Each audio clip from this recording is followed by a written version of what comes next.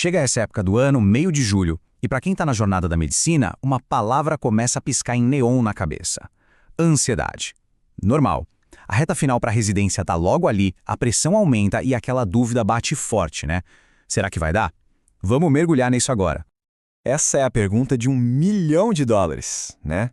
Julho, metade do ano já foi. Parece que o tempo está escorrendo pelos dedos e que talvez seja tarde demais. Mas será mesmo? Olha, já vou adiantar a resposta. Sim, ainda dá tempo. E o segredo não é achar mais horas no dia, mas sim usar as que a gente tem de um jeito muito, mas muito mais inteligente. E pra gente entender como virar esse jogo, primeiro a gente precisa aceitar que esse sentimento é real. Essa tal crise de meio de ano existe, é super comum, e pra provar isso, vamos dar uma olhada nas histórias de 2 médicos que passaram exatamente por essa situação. Esse é o Marcos. Ele conta que, nessa mesma época, a pressão era tanta que ele começou a ver os estágios não mais como um aprendizado, mas só como uma obrigação. O resultado? Ele ficou amargurado e estressado o tempo todo. Sua familiar para alguém aí? Pois é. E agora o Daniel. Ele se sentia completamente perdido. Não sabia que especialidade queria, então estudava sem foco nenhum. A palavra que ele usa para descrever a preparação dele é gambiarra. Ele olhava para os lados, via os colegas super focados e aí o desespero começava a tomar conta. Só que tanto Marcos quanto Daniel chegaram num ponto de virada. Aquele momento em que a ficha cai. Eles perceberam que o problema não era falta de tempo ou de capacidade, mas sim de estratégia. Eles precisavam parar de tentar dar murro em ponta de faca e começar a jogar o jogo de um jeito diferente. E a grande virada de chave é essa aqui.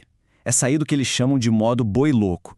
Sabe? Aquele que tenta estudar toda a medicina de uma vez, dando cabeçada em livro gigante, apostila, o que vier pela frente, para uma abordagem com direcionamento. O foco passa a ser estudar de forma inteligente, usando o quê? Provas antigas, para entender o que cada banca realmente quer.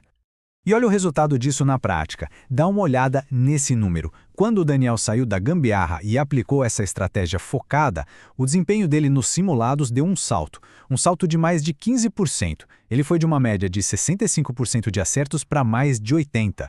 Isso muda o jogo completamente. Tá, muito legal a história, mas como a gente faz isso na prática? Quais são as estratégias que realmente funcionam quando cada minuto conta?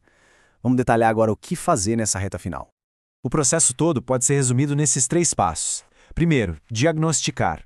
Usar os simulados não só para ver a nota, mas para entender onde eu estou errando mais, qual é a minha fraqueza. Segundo, devorar provas antigas. É quase uma engenharia reversa para entender o DNA de cada prova. E terceiro, é aplicar esse conhecimento focado e ver o desempenho decolar. E aqui vão algumas táticas bem diretas. Priorize as grandes áreas, como GO, pediatria, preventiva, ali os ganhos de nota costumam ser mais rápidos. Foque naqueles temas que sempre caem, mas onde seu rendimento ainda está abaixo de 80%. E talvez o mais importante de tudo, faça a tal da correção ativa. Não é só olhar o gabarito e falar, errei. É mergulhar na questão, entender por que errou, por que a outra resposta estava certa. É ali que o aprendizado acontece. E claro, para fazer tudo isso, ter uma boa ferramenta ajuda demais.